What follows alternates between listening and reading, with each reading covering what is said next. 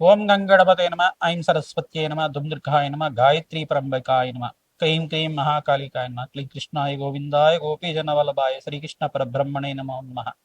ద్రాం దత్తాత్రేయాయ నమ. ఓం నమ శివాయ శివాయ గురువే నమ. క్లీం క్లీం మహాకాళికాయ నమ. ఐం హ్రీం శ్రీం నమో భగవతి మాతంగేశ్వర్యై నమ. ద్రాం దత్తాత్రేయాయ నమ.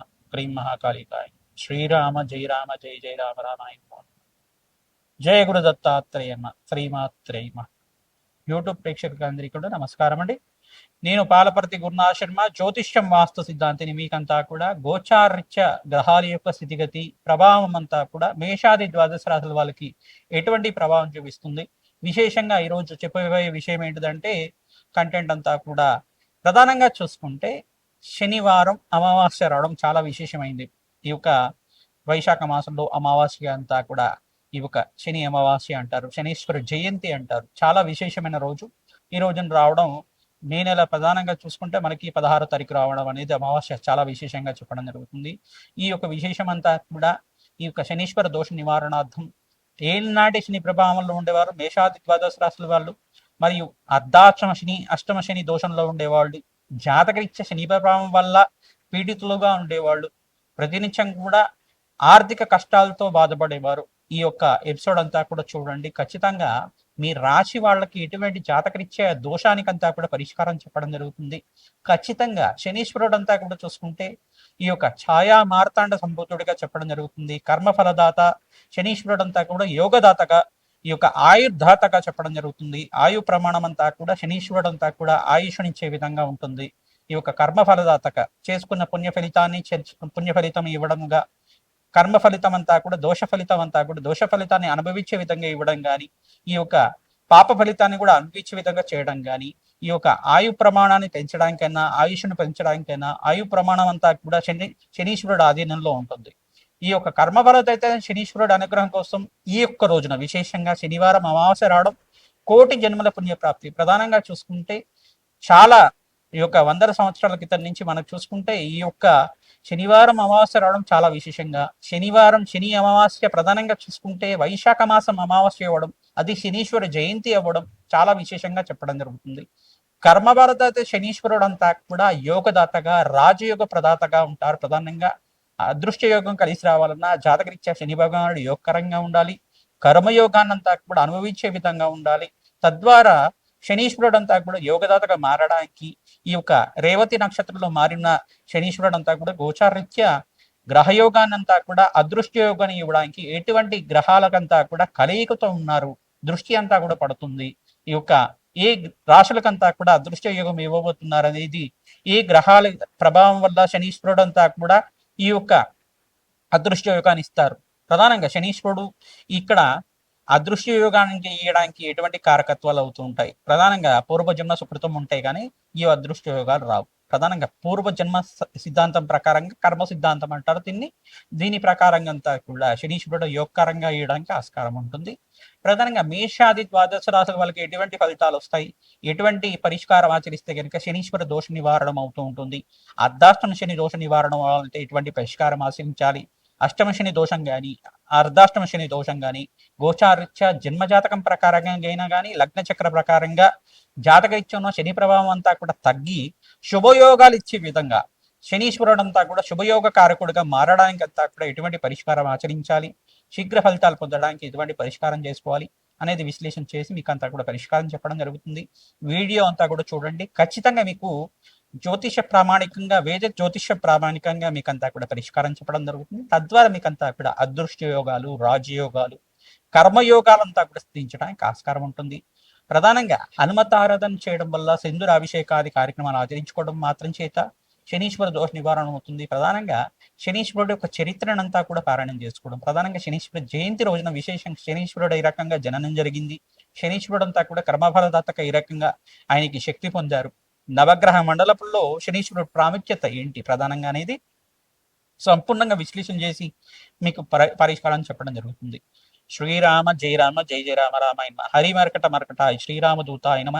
నమో భగవతే రుద్రావతారాయ హనుమతే శ్రీరామదూతాయ నమ. మీనరాశి జాతకులకి మే నెల మాసంలో అదృశ్య యోగం సిద్ధించాలన్నా, ఏలినాటి శని ప్రభావం తగ్గాలన్నా విశేషమైన యోగం అంతా కూడా సిద్ధించడానికి మే నెల మాసంలో 16 తారీఖు రోజున శనివారం అమావాస్య రావడం చాలా విశేషమైన యోగంగా, శనీశ్వర జయంతి రావడం చాలా విశేషమైన యోగంగా చెప్పడం జరుగుతుంది. ఎవరైతే కనుక ఈ రోజున విశేషంగా తిలదానం చేసుకుంటారో, తైలాభిషేకం చేయిస్తారో శని భగవానుడికి అంతా కూడా రాజ్యయోగ ప్రాప్తి రావడానికి ఆస్కారం ఉంటుంది. ఈ యొక్క మీనరాశి జాతకులంతా కూడా వివాహాది శుభకార్యాల కోసం ప్రయత్నం చేసుకునే వాళ్ళకి మీకంతా కూడా ఈ సంవత్సరం అంతా కూడా వివాహాది శుభకార్యాలు నెరవేరడానికి ఆస్కారం ఉంటుంది.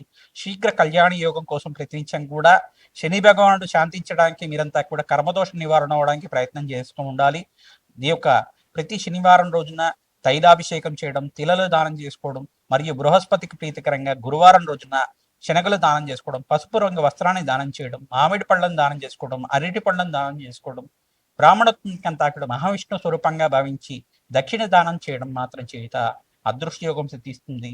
కర్మదోష నివారణ కోసం ప్రయత్నించడం కూడా బకలామికి శాంతి హోమాది కార్యక్రమాలు, రాధశ్యామల యజ్ఞాధికృతలు ఆచరించుకోవడం మాత్రం చేత శీఘ్ర ఫలితాలు పొందుతారు. ప్రతినిత్యం కూడా దత్తాత్రేయ కవచాన్ని పారాయణం చేయించడం, హనుమతే శ్రీరామదూతాయ నమః నామాన్ని జపాన్ని పారాయణం చేసుకోవడం, దత్తాత్రేయాయ స్మరణ మాత్రమే సంతుష్టాయ నమః నామాన్ని జపాన్ని ఆచరించుకోవడం, దత్తాత్రేయ మూలమంత్ర జపాలంతా కూడా వేద బ్రాహ్మణత్వంతో మీరంతా కూడా జపాలు ఆచరించుకోవడం మాత్రం చేత గురుబలం పెరుగుతుంది, ధనధాన్యాది సమృద్ధి కలుగుతుంది, అదృశ్యయోగం సిద్ధిస్తుంది. శని భగవానుడు ఏనాటి శని ప్రభావంలోనే రాజయోగం ఇవ్వబోతున్నాడు. రేవతి నక్షత్రంలో మార్పు వల్ల మీ జీవితంలో మార్పు జరుగుతూ ఉంటుంది. నూతన వ్యక్తుల పరిచయం వల్ల అదృశ్యయోగం సిద్ధిస్తుంది. ధనధాన్యాది సమృద్ధి పెరగడానికి ప్రతినిత్యం కూడా కర్మదోష నివారణ అవ్వడానికి గోమాత సేవ చేసుకోవడం, గోమాతకు ప్రీతికరంగా ఉలవలు, మినువులు మరియు ఈ యొక్క శనగలు, బొబ్బర్లు అన్ని కూడా నానబెట్టినవి గోమాతకి నివేదన చేయడం చేత మీకంతా కూడా అదృష్టయోగం సిద్ధిస్తుంది. అన్నదానం చేయండి. దేవాలయ ప్రాంగణంలో అన్నదానం చేయడం మాత్రం చేత అదృష్టయోగం సిద్ధించడానికి ఆస్కారం ఉంటుంది. బీదవాళ్ళకి అనాథాశ్రమంలో మీరంతా కూడా వస్త్రదానం చేయడం చేత అఖండమైన కీర్తి సంపద అంతా కూడా సిద్ధించడానికి ఆస్కారం ఉంటుంది. శనీశ్వరుడు అంతా కూడా మార్పు చెంది మీకంతా కూడా కర్మయోగాన్ని ఇస్తూనే మీకంతా కూడా రాజ్యయోగాన్ని కూడా ఇవ్వడానికి ఆస్కారం ఉంటుంది. శ్రమ అధికంగా ఉంటుంది, ధనం కూడా లభిస్తూ ఉంటుంది, అప్పులు కూడా పెరుగుతూ ఉంటాయి, ఖర్చులు కూడా కనబడుతూ ఉంటాయి.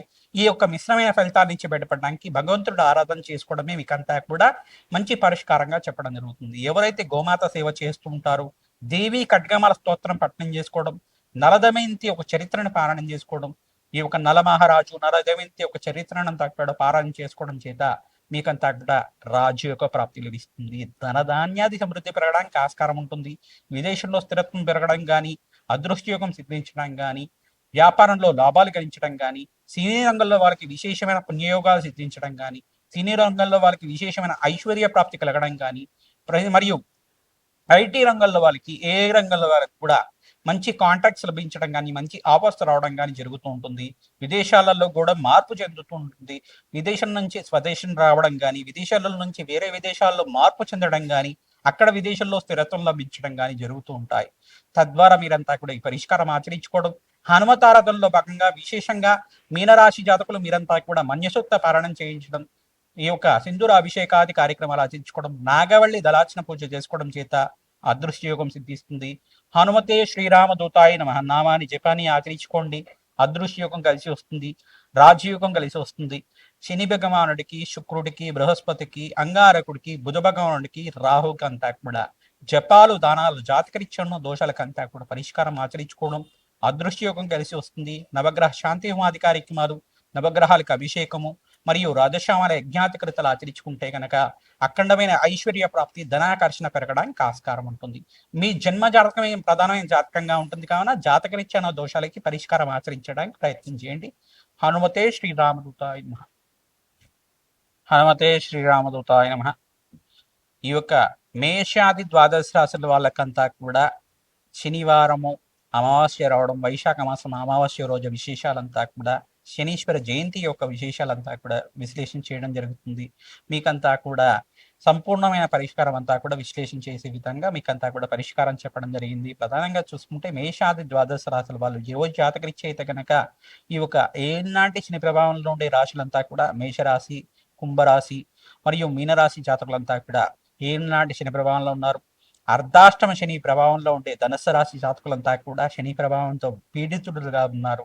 మరియు ఇక్కడ దశమ దృష్టి అనేది ధనుసు రాశి మీద పడుతుంది. మీరంతా కూడా తప్పనిసరిగా ఈ రోజున మీరంతా కూడా తైలాభిషేకం చేయడం, తిలలు దానం చేసుకోవడం వల్ల అదృష్టయోగం కలిసి వస్తుంది. అష్టమశని దోషంతో ప్రభావితమైన సింహరాశి జాతకులంతా కూడా మీరు తప్పనిసరిగా శని భగవాన్ ప్రీతికరంగా తైలాభిషేకం చేయడం, తిలలు దానం చేసుకోవడం వల్ల కర్మదోష నివారణ అవడానికి ఆస్కారం ఉంటుంది. మరియు కన్యారాశి జాతకులంతా కూడా సప్తమ దృష్టి అంతా కూడా రాశి మీద పడుతుంది. సప్తమ స్థానంలో శనీశ్వర దోషం అంతా కూడా కర్మదోషం అంతా కూడా కారణమవుతుంది. మీ ఇంట్లో మనశ్శాంతమైన జీవితం జీవించాలన్నా, కలహాలు లేకుండా, ఈతిబాధలు లేకుండా, గొడవలు లేకుండా ఉండాలన్నా, అదృశ్యంగా కలిసి రావాలన్నా శని భగవాన్ ప్రీతికరంగా తైలాభిషేకం చేయడం, కిలలో దానం చేసుకోవడం వల్ల అదృశ్యకం సిద్ధిస్తుంది. కర్మదోషం నుంచి బయటపడడానికి మేషాది ద్వాదశ రాశుల వాళ్ళు ఎవరి జాతకంలో అయితే శని భగవానుడు అంతా కూడా దుస్థానంలో కానీ బలహీనంగాని ఉంటే అప్పులు విపరీతంగా పెరుగుతున్నా, కష్టాలు విపరీతంగా వస్తున్నా, అనారోగ్య ఇబ్బందులు విపరీతంగా ఉన్నా, అనుకున్న పనులు అనుకున్న సమయంలో కాకపోయినా ఇదంతా కూడా శనీశ్వర ప్రభావం అనేది ఉంటుంది. మాంది గ్రహం ప్రభావం అనేది ఉంటుంది. మాంది గ్రహం అంటే ఇక్కడంతా కూడా ఛాయాగ్రహంగా చెప్పడం జరుగుతుంది. శనీశ్వరుడు యొక్క అంశ ఒక గ్రహంగా ఉంటుంది అని చెప్పేసి చెప్పడం జరుగుతుంది. మాంది గ్రహ దోష నివారణార్థం మీరంతా కూడా తిలలు దానం చేసుకోవడం, కూష్మాణ దానం చేయడం, అన్నదానం చేయడం మాత్రం చేత కార్యసిద్ధి కలుగుతుంది. అపముచ్చు దోష నివారణ అంతా కూడా తీరడానికి ఆస్కారం ఉంటుంది. ప్రతినిత్యం కూడా అమావాస్య రోజున విశేషంగా తిలతర్పణాలు ఆచరించడం, ఎవరి పితృదేవతలు అయితే గతించి ఉన్నారో మీరు తప్పనిసరిగా తిలతర్పణాలు ఆచరించండి. తద్వారా మీకంతా కూడా రాజయోగ ప్రాప్తి రావడానికి ఆస్కారం ఉంటుంది. అవకాశం ఉన్న వాళ్ళు తప్పనిసరిగా బ్రాహ్మణంకంతా కూడా మహావిష్ణు స్వరూపంగా భావించి దక్షిణ సహితంగా స్వయంపాక దానం చేయడం, ఫలదానం చేయడం మాత్రం చేత అదృశ్యయోగం కలిసి వస్తుంది. మీకు ధనధాన్యాది సమృద్ధి పెరగడానికి ఆస్కారం ఉంటుంది. హనుమదారాధన విశేషంగా ఆచరించాలి. ఈ యొక్క సుందరాకాండ పారాయణం చేయడం, హనుమాన్ చాలీస పారాయణం చేసుకోవడం, మన్యుసూక్త పారాయణం చేయించడం మాత్రం చేత అదృష్టయోగం కర్మదోష నివారణ అవడానికి ఆస్కారం ఉంటుంది. హనుమతే శ్రీరామదూతాయ నమః నామాన్ని జపాన్ని ఆచరించుకోవడం, శ్రీరామ జయ రామ జయ జయ రామ రామ నామాన్ని జపాన్ని ఆచరించుకోవడం వల్ల మీకు అదృష్టయోగం కలిసి వస్తుంది. చండీ హోమాది కార్యక్రమాలు మరియు బగలామకి శాంతి హోమాది కార్యక్రమాలు, ప్రత్యంగరాదేవి శాంతి హోమాది కార్యక్రమాలు ఆచరించుకోవడం వల్ల మీకు అదృష్టయోగం కలిసి రావడానికి ఆస్కారం ఉంటుంది. రాజ్యయోగం కలిసి రావాలంటే రాజశ్యామల యజ్ఞాతి కృతలు ఆచరించాలి. తద్వారా రాజ్యయోగ ప్రాప్తి రావడానికి ఆస్కారం ఉంటుంది. ఈ యొక్క జన్మ జాతకమే ప్రధానమైన జాతకంగా ఉంటుంది కావున లగ్న చక్ర ప్రకారంగా జాతకరీత్యా దోషాలకి పరిష్కారం ఆచరించుకోవడం. మీ జాతకరీత్యా ఎటువంటి సందేహాలు ఉన్నా మా యొక్క ఫోన్ నెంబర్కి మీరు కాంటాక్ట్ చేయండి. తద్వారా మీకంతా కూడా సంపూర్ణమైన జాతక విశ్లేషణ అంతా కూడా వేదిక జ్యోతిష ప్రకారంగా మీకంతా కూడా జ్యోతిష ప్రామాణికంతో మీకంతా కూడా విశ్లేషణ చేసి మీకంతా కూడా జాతక పరిహారం అంతా కూడా చెప్పడం జరుగుతుంది. లైవ్గా చెప్పడం జరుగుతుంది. మీరంతా కూడా పరిష్కారం ఆచరించండి. అదృశ్య యోగాన్ని పొందుతారు. ధనధాన్యాది సమృద్ధి పెరగడానికి ఆస్కారం ఉంటుంది. ధన ఆకర్షణ పెరగడానికి, ధన వశీకరణ పెరగడానికి ఆస్కారం ఉంటుంది. హనుమతే శ్రీరామదూతాయ నమః.